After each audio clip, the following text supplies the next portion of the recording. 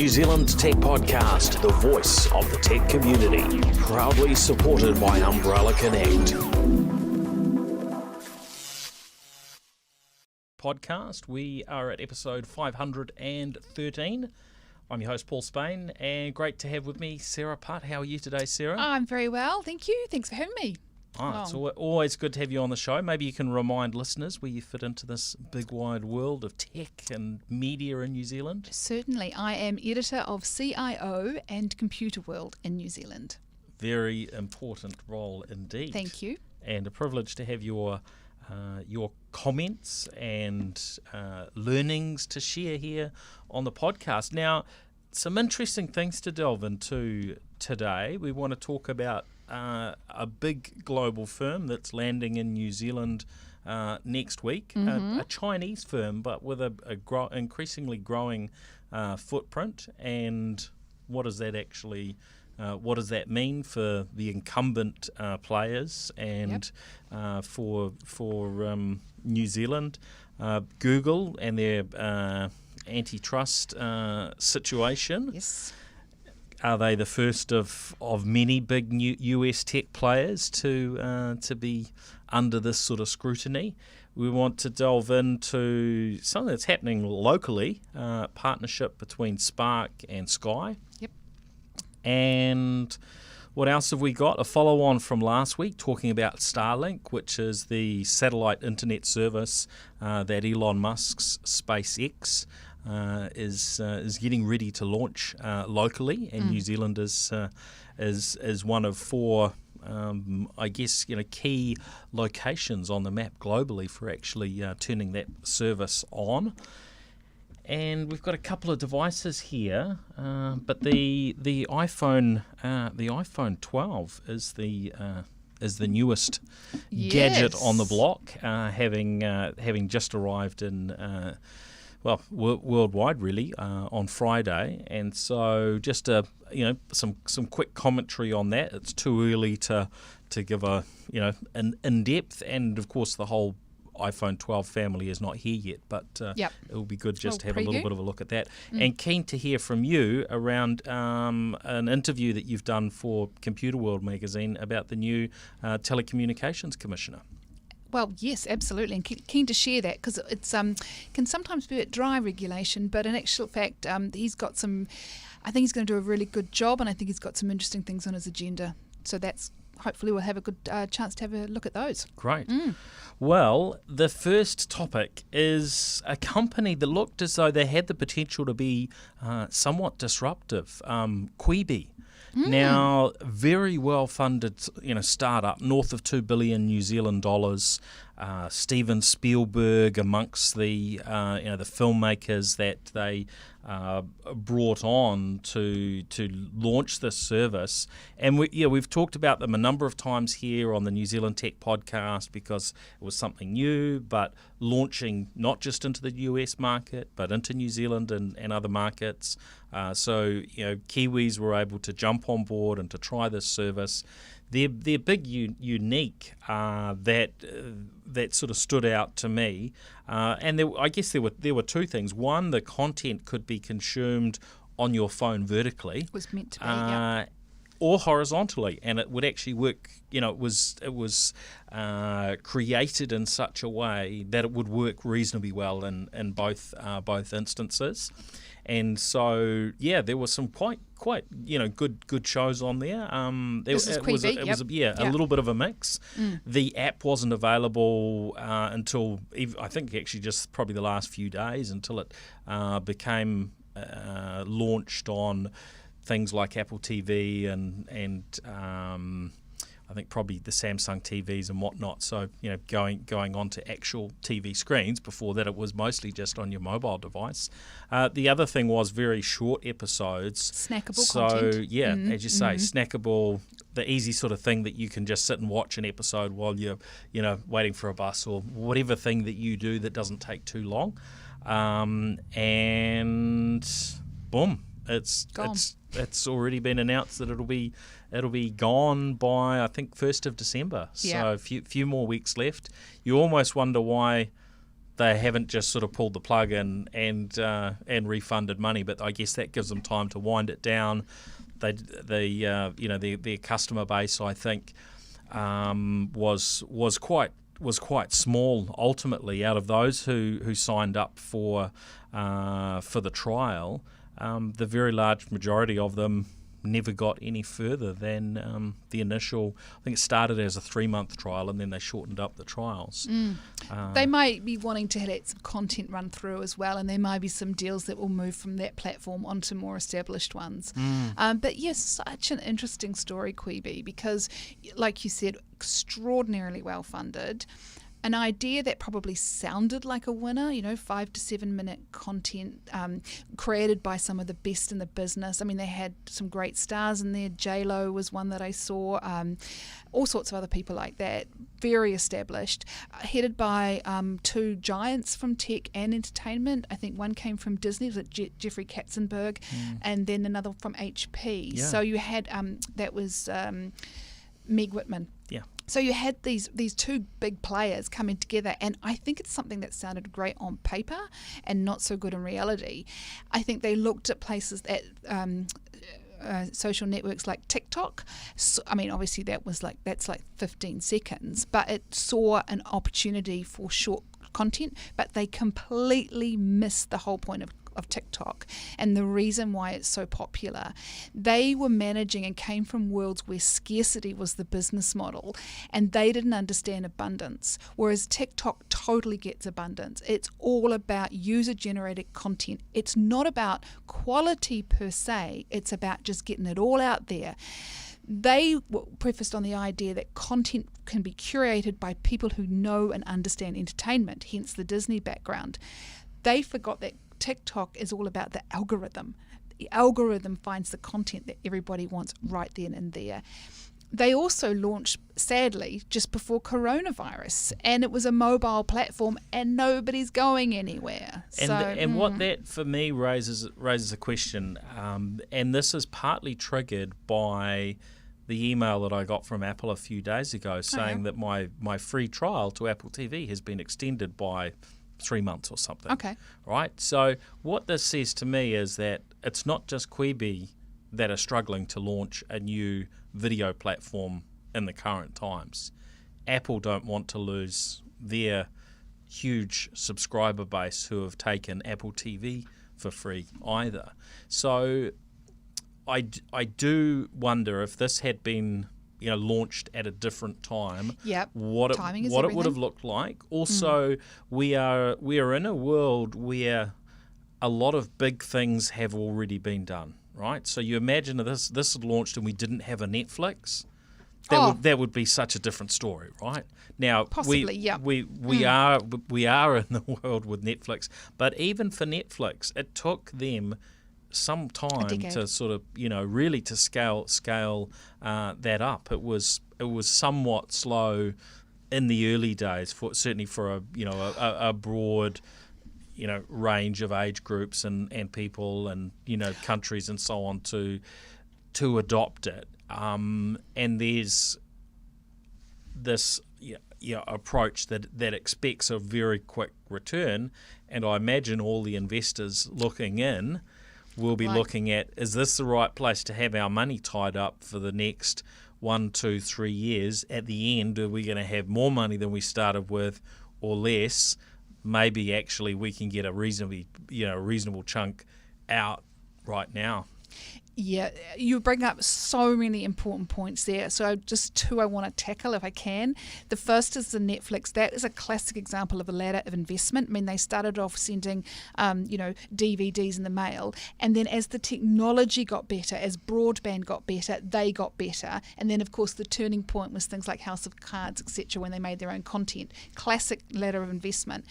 The second point you make is the times we live in, and I'm just counting them on my hands as you're speaking. Netflix, Disney Plus, Apple TV, our own Neon. You're seeing so many more streaming services, and it's interesting that Apple TV have extended their trial because to Apple, I say Disney Plus because that launched in November last year, and as we know, it took all the content out of places that otherwise had held. I think Sky suffered from losing some of that Disney content. Yeah. But it's a no-brainer if you've got kids under 15, right? Kids under 10. But households can only afford so many streaming services. Agreed. What is your discretionary spend in this? Is it around $50-$60? In which case you're looking at 3. You're probably going to get Disney Plus if you've got kids. You're probably going to get some sort of sport offering, which is your Sky or your Spark Sport, and we're going to talk about that. And then maybe one other. And I think that's what's happening, is that there's just so much out there. You're probably going to consolidate around 3, and I think that the Quibi wasn't compelling enough for people to really take it up. And it's a completely new brand. It doesn't have a big no brand behind it. There's no Apple that's pushing it out and you can have it for a year, you can have it for 15 months but behind it and so on. It needs to stand on its own 2 feet very quickly. And actually that's really, really hard to do. And we've seen the same even video streaming services launching here in New Zealand. Neon did really poorly when it first came out. Really, pretty much everything local in terms of streaming, unless it was tied in some way to a big event where people had no option. I'm thinking Rugby World Cup. Then, hey, that was how you had to consume that piece of content. But in terms of just more entertainment, lots of choices. So absolutely, yeah, really interesting time. And I mean, there's a sort of a whole discussion and investigation that could be done into that. And I'm hoping to maybe produce a separate discussion around that as a separate piece of content within another project I'm working on. So we'll see how we go on that front. Streaming services are fascinating, and to close that off, the Disney Plus is a great example, because now that their attractions, Disney World and Disneyland and Euro Disney and all the rest, are not getting anybody going to them, the Disney Plus is really becoming the star of the show. So it's such an interesting world.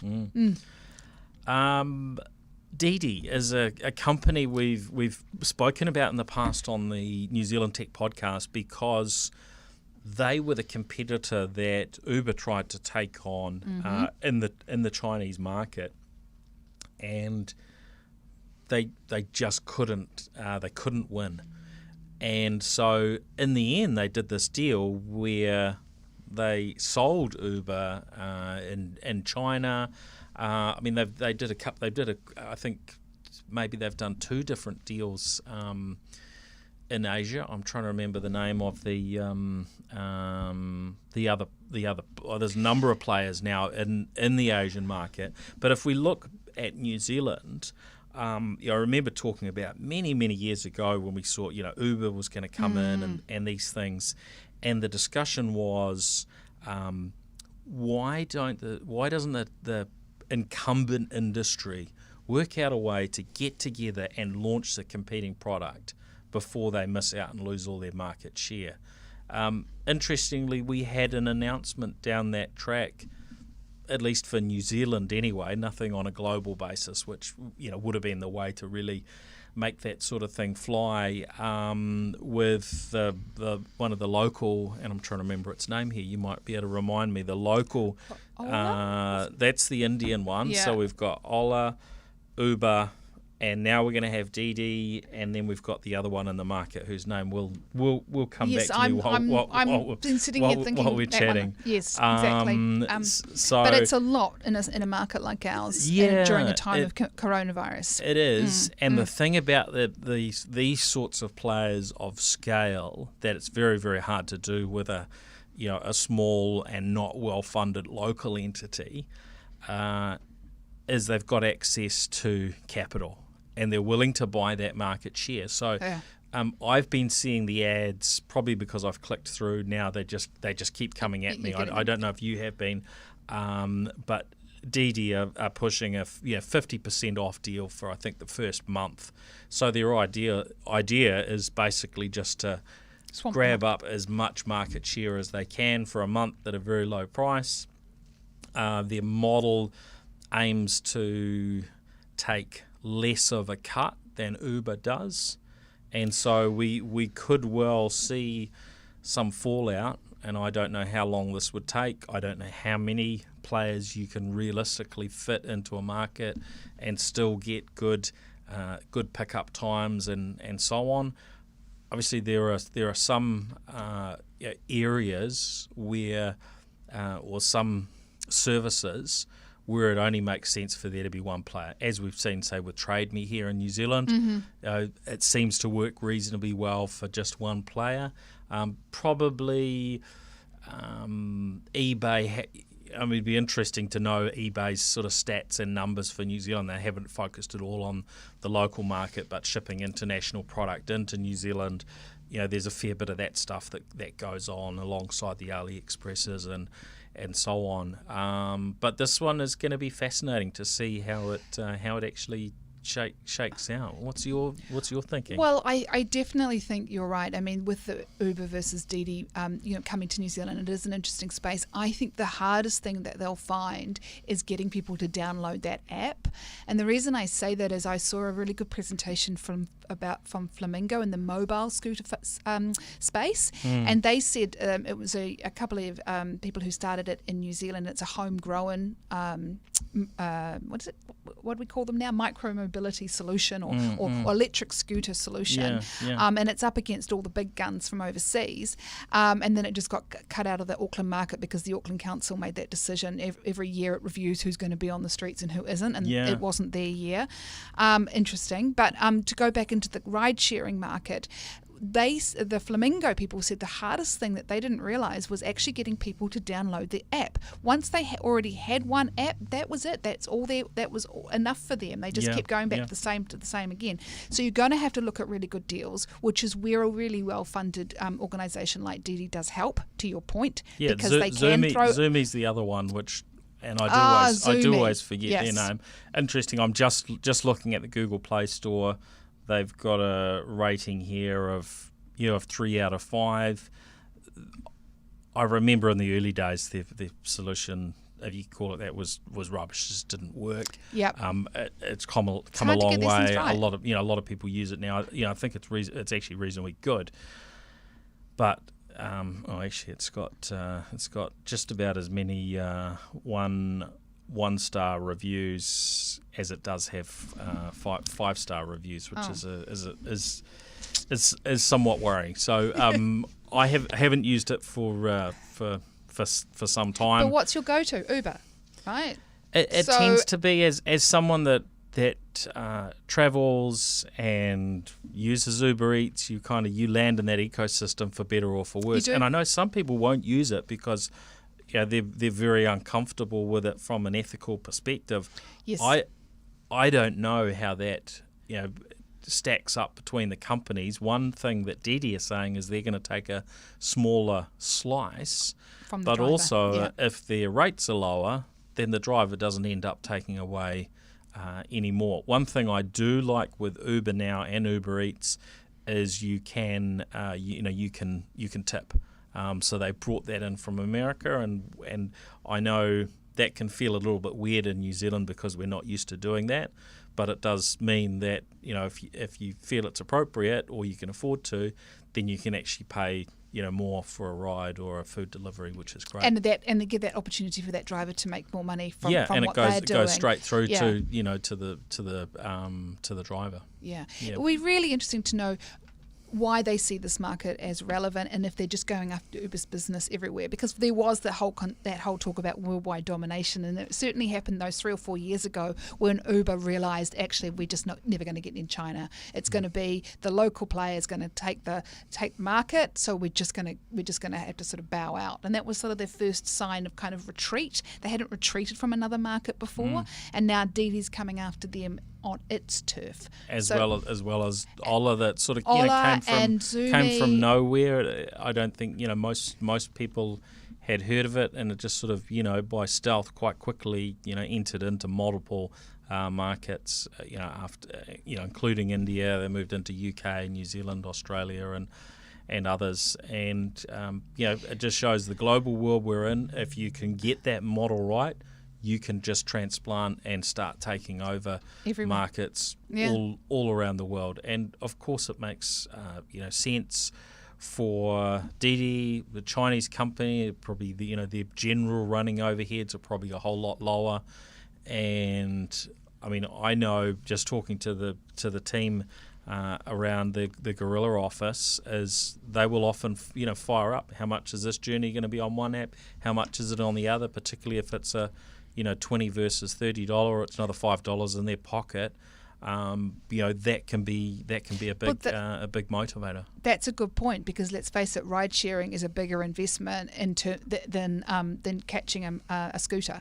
So you are looking at a higher differential, and you're absolutely right. I mean, you are careful with your money, and you possibly do want to go through and compare all those apps, then go for it. But so it'll be interesting to see what happens, and how if Uber fights back. But I know that I'm in the Uber ecosystem, and I get a lot of emails trying to sign me up to Uber Eats. So discounts, discount here, all sorts of things. You've only got a couple of days left, yeah. and then it turns out I've actually got a couple of months. But and they really, these companies really know how to use their data, and turning one knob, a discount knob, or another thing. Keeps you or brings you back. Why haven't they been, using my service for a while? It might be that you're actually just catching the bus, but from their perspective, you could be using another service, so the discounts get higher and higher. I know around our office, Uber Eats deliveries for lunch is a common thing, a joint order, and I think at least two of the team have free deliveries for the next at least couple of months, and so we get a little bit lazier about wandering out for lunch and so on. Despite the fact that you live there, you work very centrally. Isn't it always the way? The closest you are to something, the longer it takes you to get there. Now we should talk about Google. Yes, they are. It's time to talk about Google. Yeah. This will be something that I'm sure some of the folks at Microsoft will be having some interesting thoughts about, because it was really a generation ago that Microsoft had their. I don't know how you measure a generation, by the way, but I'm sure. But there's late 80s, early 90s. Yeah, it didn't get settled till 2002. Massive antitrust case against Microsoft. Huge. Were they going to split it up? They didn't in the end. It just skated through, but it went on for a decade. Yeah. And are we doing this again with Google? And are other companies in the crosshairs? Going to be hit as well. And we read the Department of Justice in the US have also been investigating other players, Amazon and Apple, given mentions. We've had discussions this year around the hold that Apple and Google have on their app stores. Yes. This antitrust case seems to be fairly heavily centred on search, which I find fascinating, because I've tried other search engines. I'm yet to find anything that works as well as Google. Now, of course, when you've got that much market share, you can keep pouring a lot of money into it, and so on. So, but still, I think Microsoft, through the coverage they have with Windows, with their Edge browser, and so on, they still hold something like 20% of the market in the US. So it's not an insignificant amount, but it's a tiny business compared to Google's. And Microsoft, and look, there could be other players that could have come in and innovated if they thought that they had a chance of actually taking that market share. Well, what I find interesting about this Department of Justice, they've obviously just served the papers last week. I find what's really interesting is that it's quite a narrow. They've come at quite a narrow lens, and they're basically honing in on this idea that Google pays. It's their default arrangements, that they pay like an Apple billions of dollars every year to be the default browser when they ship the iPhone. And they do that just with other mobile manufacturers and also with their own, obviously Android, and also with some carriers in America in particular, and some web browsers like, I think Mozilla is one. Yeah. So what they're doing is that they're saying that these deals are anti-competitive. Now, Google has been fighting. I think it's had 3 trust cases with the European Commission, and it's. I think there's been about $9 billion worth of fines, which to you and me is like 20 cents, right? So it's kind of it's a bit of maybe a little bit more than 20 cents. To them, it's about 20 cents. To them, it's 20 cents. Yeah, it's the equivalent of life our and death 20. for us. Yeah, well, it's life, death, and several generations beyond us probably, but it's it takes a lot of time and it's not great publicity, but the fines they can get through it.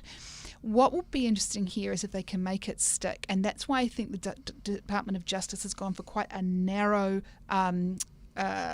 case, if you like. So they've got to prove that the fact that they have the power to pay all this money to get these default their search engine by default on these devices means that they have an unfair advantage over their competitors. Now, Google is saying it's a competitive market.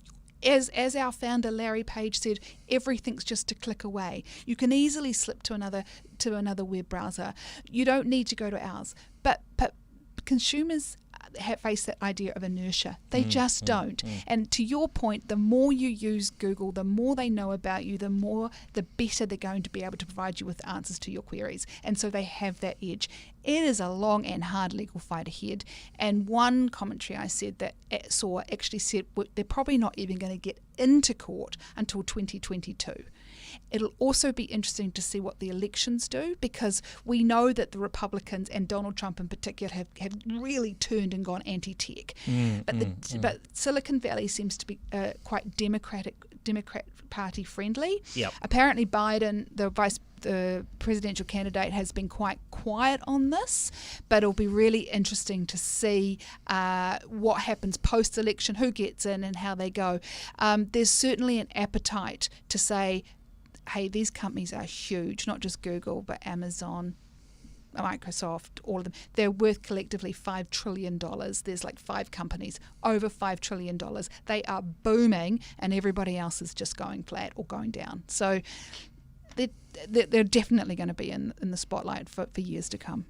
You look at the size and scale of the big tech firms makes it really challenging on others, and I've got something else coming up that I'm going to delve into to do with retail and a small New Zealand player that's doing something that sort of butts heads in a way with Amazon, which is really interesting. But for those who are interested in sort of reading around Google's rise, there's a book.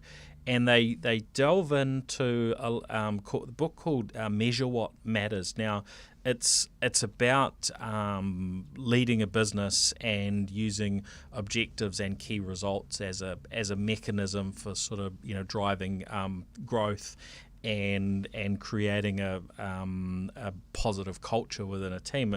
And the concepts sort of come and draw heavily on Intel and their history, but they do delve into Google Chrome and growing it as this little product that they were hoping would win some market share. And it's quite fascinating hearing that particular story. And there's lots of stories in the book, but that's one where they sort of delve into and talk about some of the goals and stretch goals and so on that they set and that growth over a period. But now that they're there, and of course Google were well able to fund that, but now that they're there in this strong position, it's one of the things that does make it quite hard should a small startup come along and decide, all right, we've worked out how to be better at delivering search than Google, very, very hard for that small player to come into the market.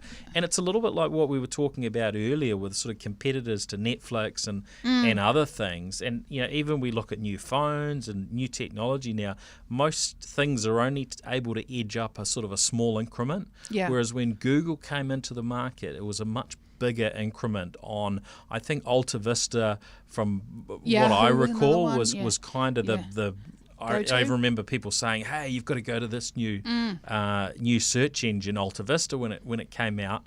And then Google was kind of the next one, and I guess they were both a bit more of a jump over what was there previously. But Google really nailed it. And if something else was in the market that genuinely better, it would have to be so much better for it to actually win that share. And of course, you imagine Google would have the time to be able to catch up reasonably quickly. Well, I just want to do two things there. So the first thing is, it's not just search anymore, it's YouTube, it's Android, and a lot of people would like to see them broken up. Yeah. The second thing that I would really like to say is, why is Google so big, and why are all those companies so good? Because they're good, because consumers love them, because you can talk about data all you want and how invasive it is, but at the end of the day, where are you going to go when you want to find something out? And this is the thing, is that they just deliver a seamless service. And this is the whole point, is that consumers, they're making money because consumers like what they're offering. Yeah. Amazon's doing well because consumers like that whole consumer focused service. And it's just really interesting to see how these big American companies, because we can talk about China as well, but in this particular case, they were great US companies. They were everything that represented what was great about the US. Washington, the political scene loved them. And now, especially following the 2016 elections, when they saw how YouTube and Facebook were used by the Russians to influence the election through through disinformation and all those sorts of campaigns, they suddenly realized that they didn't just have economic power, they had political power too.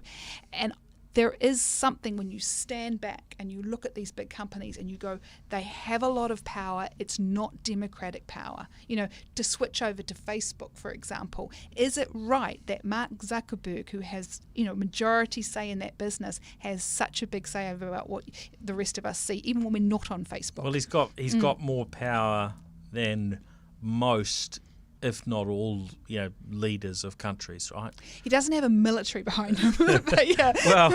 Well, his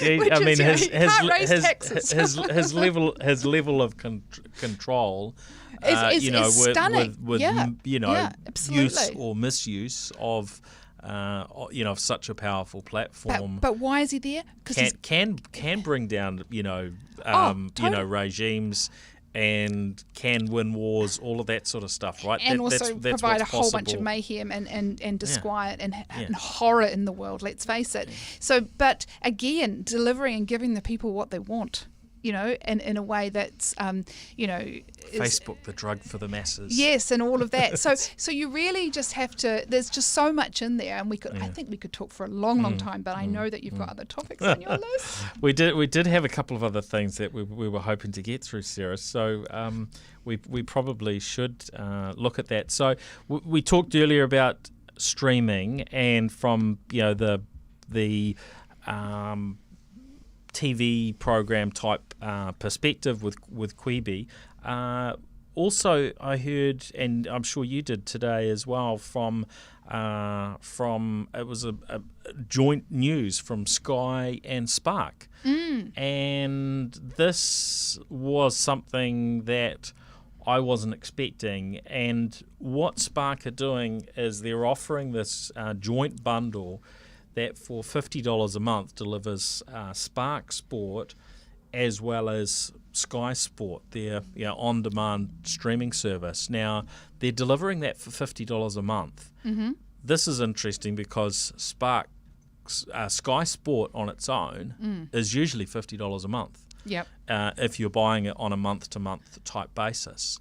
And so they're offering it at the standard price, but it includes their service. Now, we don't know what the arrangements are behind the scenes. They've talked about a 6-month agreement, so we don't know how long this thing endures for. We don't know whether this is Spark's way of trying to piggyback on the success of Sky to build their own market share. They're offering with Spark Sports usually about $25 a month.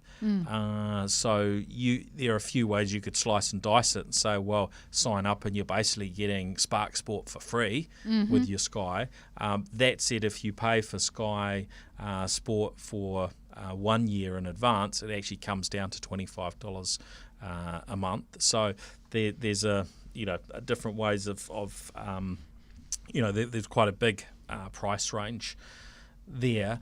And you can look at it from the perspective that, maybe Sky are going to look to, or Spark are going to look to, divest and exit the sport thing at some stage, or you could take it from completely the opposite end of the scale and say, well, this is part of what they're doing to accelerate their success. How do you take this? Well, I think you're absolutely right. There is just so many ways. Then, first of all, I would say that you've probably outlined the bones of the deal, but there's lots of caveats. So anybody who's listening wants to pop on, they're going to have to go and work it out where they sit, because I must admit I got a bit stuck on the quagmire trying to work out what I was eligible for and what I wouldn't be eligible for.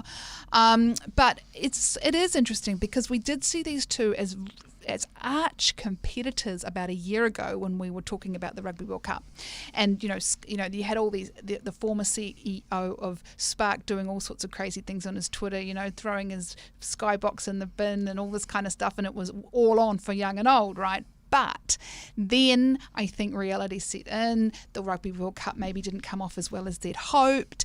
The Sky has just, their share prices tumbled as people have said, how are you going to come back into this market, which we've just described as very competitive right now? And now you see this deal where they're sort of coming together, and they're kind of the first sort of idea that they would come closer together was when we've got a new CEO as well in Spark, but also they sold Lightbox at the beginning, or 6 months ago or so, didn't they? So that was their entertainment platform. This is Spark. Yeah. And that's just been basically absorbed by Neon. And now they're going to look as if they're going to sort of change on sport. I suspect that, and I don't know, like you say, I don't know what the whole behind the scenes deal is, but maybe it's more of an entree where Spark kind of looks for an elegant way to sort of divest itself of its sport offering. Is just an opinion that I have. I noticed it was talked about by one analyst in the Herald today, and I think you've got to say to yourself, when you look at Spark's strategy, which they came out in an investor day about a month ago, they said three things. They said 5G, obviously huge, looking at infrastructure, and then I think more of an enterprise play. And I thought those were two really interesting things. 5G, because we know it's going to be incremental probably because of the economics of it. Enterprise, because there's people called AWS and Azure who are hot in the New Zealand market right now. Our local players have about 40-50% share, but how is that going to change once the data regions come in? Microsoft's that's such an interesting space to play. And Spark Sport. I didn't even really analyse the whole Spark Sport thing, but I felt like it's a hard play. Where does that fit? And look, content is a hard game. They've dropped a lot of money in trying to, own part of that entertainment niche, and look, New Zealand is a tough market, and what we've got with Sky is they're now a much leaner and meaner entity to actually take on and fight. Now we're looking their market cap as a business, they're a little over $250 million compared to Spark, 8.7 billion. So very different sized businesses, and actually now Sky, I feel they're going to be a more agile and focused business that probably do have a future, but it's a very different future than what shareholders might have expected. A couple of years ago. But, absolutely. But is there room for two of these types of players? And sport is so, in a way, I mean, everybody, it's so niche in a way. It's are you a motorsport fan? Are you an Olympics fan? Are you a rugby fan? It used to be we were all rugby fans. Turns out not everybody is anymore, Basketball's huge and for amongst the millennial and the Zs and all the rest of that generation. So such a hard game. But you know what I say to Spark and to all of them? Good on you for giving it a go, for trying things and seeing what happens. But I mean, it's such a different experience to when we think even 5 years ago and the stranglehold that Sky had on content in New Zealand and how that has changed. It's just a completely different landscape right now. And I agree with you. It is one of the more interesting battles to watch in New Zealand tech. And the thing here, look, we've seen the big business competing with the smaller businesses who have got everything to lose. We saw it with BlackBerry. Now, they ended up having some other aspects to their business. Yeah. But the core of what BlackBerry has gone. There will be people listening who don't even know what BlackBerry is. That's and yet, to you and I, it was the thing. I mean, how the BlackBerry Pearl, I still recall my first sighting of it. But yes, I know. Smartphones. Actually had it on my in front of me today, the old Palm Pilot. Yeah. I saw one of these on Trade Me for $25, and that took me back to my first truly mobile computing experience in the 90s that I took around the world with me in my pocket and gave me communications and email and a level of web browsing. That was one of many companies that was singularly focused, and they failed. But I guess I'm feeling more upbeat around Sky's future probably than I have for a while, and I couldn't say I can necessarily sort of tag it back to any specifics, but I think that what they do is not going away. There's still going to be sport to consume in New Zealand, and because that's what they live and breathe and do, I do wonder whether they're just focused enough and hungry enough that despite them being minnow is probably the wrong word, but they sort of are in a way compared to the broader scale and market cap of Spark at least, and of international players like Amazon, should Amazon decide to get into the market. They really have been working hard to ensure that this is still a business that exists and is relevant in a decade from now.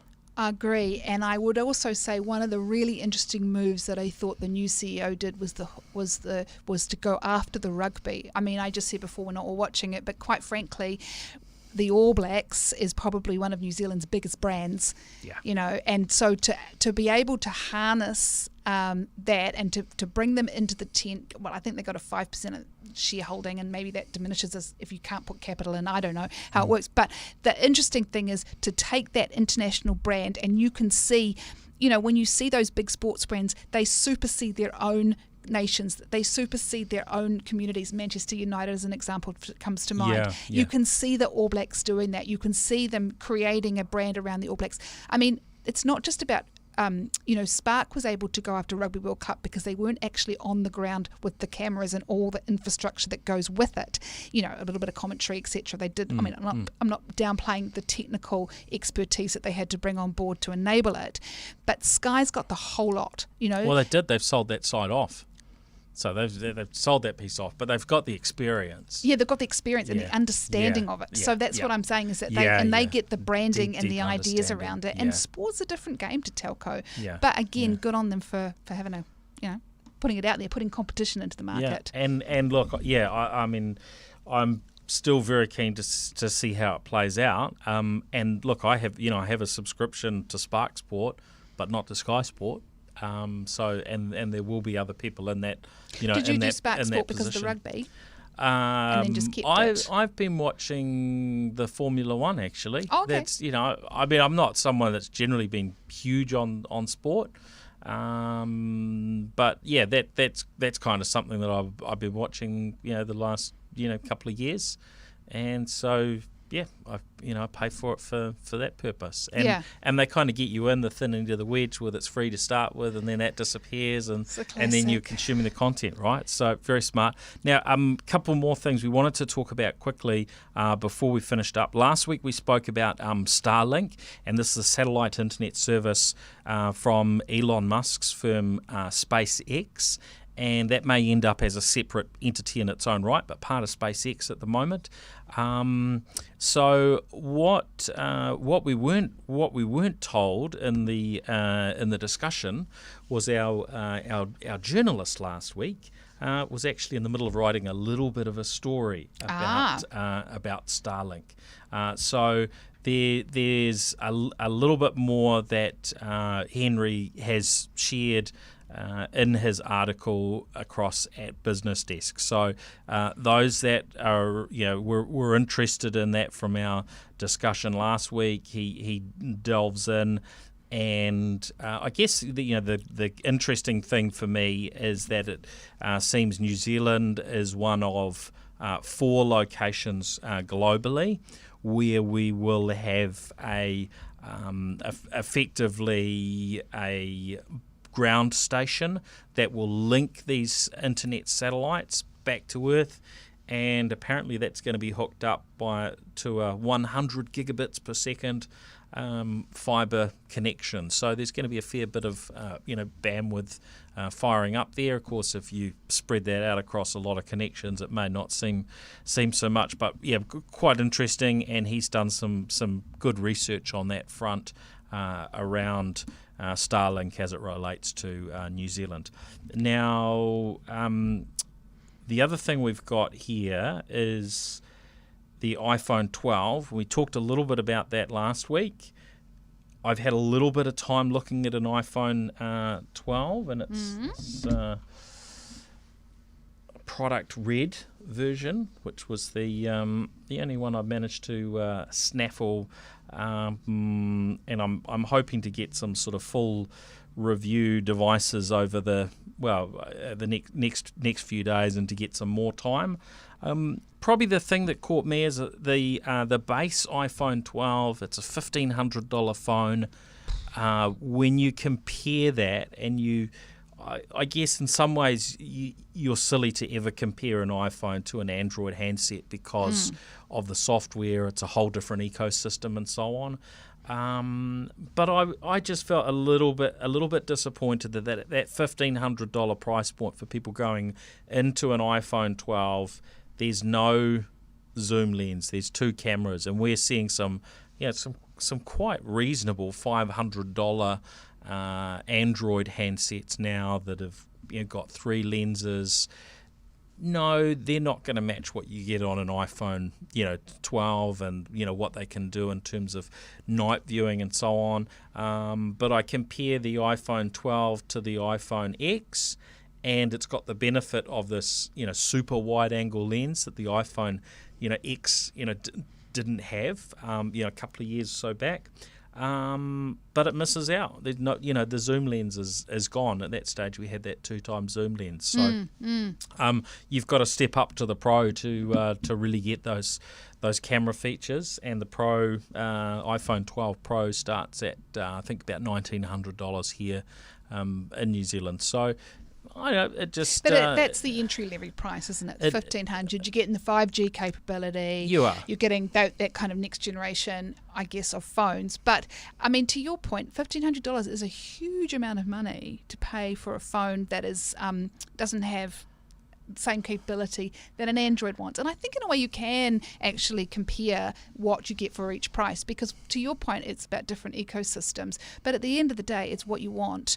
It's what the consumer really needs. And I mean, sometimes I do think this whole super duper camera side of things, although we're getting used to it, it's sometimes good enough is good enough. It doesn't need to be. And look, that's just a particular area of interest for me. For you, because yes. I use the cameras, and a lot of people that's going to be non-issue, and they'll appreciate. Well, actually, the super wide angle lens is exactly what I'm looking for. Exactly what I need. And look, we're at this point now where the top phones have amazing cameras. I know. I haven't been able to try the we call it MagSafe capability yet. I don't know that there are any accessories out in the market yet. There may be one or two, but I haven't tried that. So there's a whole lot sort of more coming. And look, Apple hold such an important role within the smartphone market, and really when we look back, it was the iPhone that completely Killed BlackBerry. Disrupted the market. Killed BlackBerry, made a mockery of Microsoft, especially Steve Ballmer, their then CEO, who said it would get no traction in the market, or his comments. So I find we will come back. We'll come back to that and so on in another episode.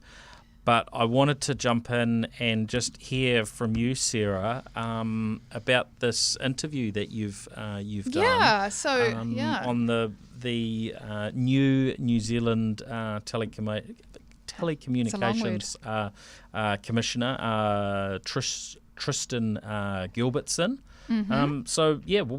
What did you learn? Is this something that we should be happy about? Well, I think that what's very interesting is that he took over the role in June, so he's very new.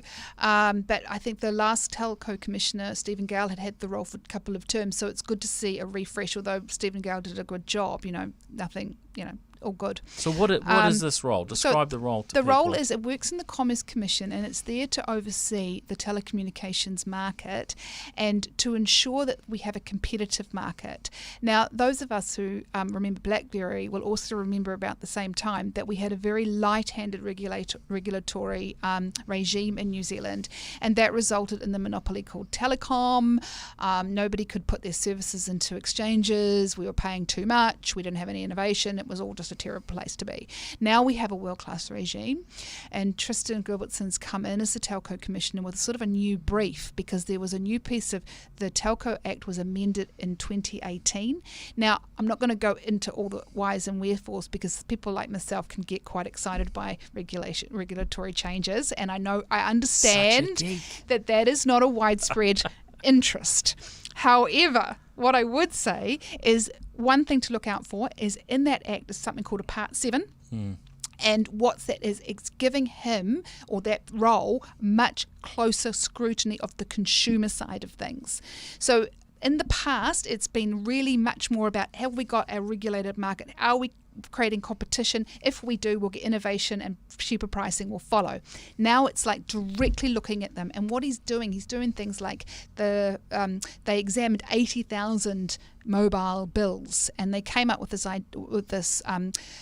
with the conclusion that a lot of people are actually paying for plans that they're not using. This is interesting, because we discussed this some weeks ago when Greg from Gorilla was in here, and I'm keen to delve into that a little bit more, because the pain that it causes when you get, for instance, elderly people who don't know that actually the world and these things has changed. And I mean, in his case, it was a close member, associate of their family, was paying 10 times what she needed to be paying for her monthly mobile bill with a particular telecommunications provider in New Zealand. You can understand from their perspective, hey, we're making a huge margin here. But as soon as that account was flipped, it went from a $300 or $400 a month bill to a $30 to $40 a month bill that actually probably provided more data and a better service for that person. Uncapped calls to New Zealand and Australia, which was where I think it was they were clocking up toll calls for a few hours worth of calls a month to Australia, and a few $100 disappeared. These are really good things to be delving into, and I'm sure there'll be some discomfort on the telecommunications side, and of course these things do have a flow on, because the funds that go into our telcos is what allows them to employ all the people they have, and so on. So it'll be interesting to see how these things play out as money moves around into different places, but you can imagine over time, we end up with a somewhat slimmer telecommunications, sector as the market gets gets more mature, and certainly in certain areas. Absolutely. And that is where, if you're a telecommunications commissioner, if you're a regulator, that is the line you tread. Because what you have to do is you have to create a setting and a world where telcos are incentivized to invest. We've talked about 5G. That's a massive investment for them. And great to see, now it's not only Absolutely. Vodafone and Spark, but 2 Degrees are saying, hey, they're going to be in that market by the end of 2021 as well. So this is the an investment overlay. keeps coming in. Yeah, this isn't an increment. This isn't an overlay technology. They've got to build more cell sites. They've got to put a lot of money into creating an investment. So you want to incentivize that investment, but at the same time, you want to make sure that consumers are getting a fair deal. And you can have both, apparently. And we've certainly got, I think, the right person in the chair to ensure that happens. No pressure, Tristan Gilbertson. Well, we would probably have to look at whether he would be comfortable being on this show, because we might. Well, absolutely, he's got a very good background. Actually, he's people even before BlackBerry, there was this thing called Bell South, which actually Vodafone bought, and it bought competition into the mobile market in the 90s, and that's where he started. I was one of their first customers. Oh, of course you were, yeah. Trying out the new technology. Yeah, well, I had a flatmate who was one of his first customers. So it was funny because you would their coverage was rubbish at the beginning, right? And it felt like there must have been just about one staff member at Vodafone per customer, because you'd call up about something and they would just spend so much time and effort. They wanted to retain that 100 customers or something that they initially had. Well, when he started, that was sort of where he began his law career, and he said there was no regulatory backstop, so it was incredibly hard to get traction into the market. I remember them coming through because my flatmate showed me his new phone and it wasn't a big brick, and so it kind of just suddenly, when you get competition, you get that kind of innovation. And then he, interestingly, worked for Vodafone for a while, but then he came back to New Zealand and he worked during the operational separation years. So this is when Telecom had the regulatory book thrown at it, and it had to split itself artificially into 3: wholesale, network and retail. And of course the network arm became Chorus, and that eventually became to a separate company to Telecom, which then became Spark. So he was there during the operational separation years. This is when they had to create an entire new computer system so that their retail arm, their Gen Is, remember that name, and the retailers, they got the same view of what was happening in the network as an Orcon, say, or a Slingshot, or a small ISP anywhere. They got the same view. So massive investment in that, and then of course they split that company in 2 so they could create the fibre network. That's right.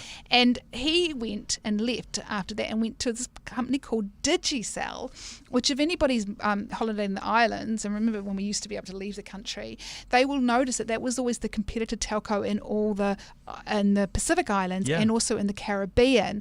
And that network's fascinating because it's owned by a billionaire Irishman called Dennis O'Brien.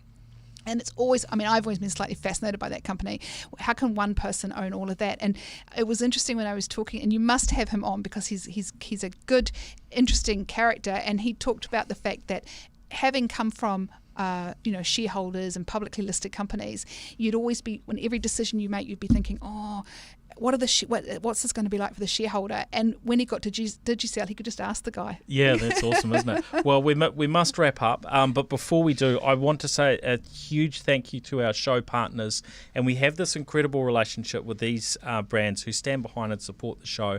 Sumo Logic, Vodafone, Spark, Vocus, HP, Samsung, Gorilla Technology and Umbrella Connect. And what's special here is these are companies that not only support and make the New Zealand Tech Podcast possible, they support the tech and innovation ecosystems here in New Zealand, and they allow us to crucify them on this podcast if we feel that that's appropriate on any given day. So they have no editorial control, which is quite awesome. And it's actually really interesting, some of the discussions I've had with mainstream media when I want to talk about a particular topic, and I've heard them say, let's just skip that today because that's going to conflict with our with the sponsor of Not this thing here. is something we're doing. Not but that doesn't here. happen on this show. No way. No so, way. So real huge thank you to those brands for their support. And Sarah Putt, great to have you on the show. Lovely now, to be here. for those that are interested in reading that interview, where do they need to go? Computerworld.co.nz and they'll find it. Just it's actually still on the homepage, so have a look. That's great. Excellent. It's a long read though. It's a good Okay. one, though. Well, thanks everyone. Thanks for joining us on this episode of the New Zealand Tech Podcast, and we'll be back again next week. All right. See ya. New Zealand Tech Podcast, the voice of the tech community. Proudly supported by Umbrella Connect.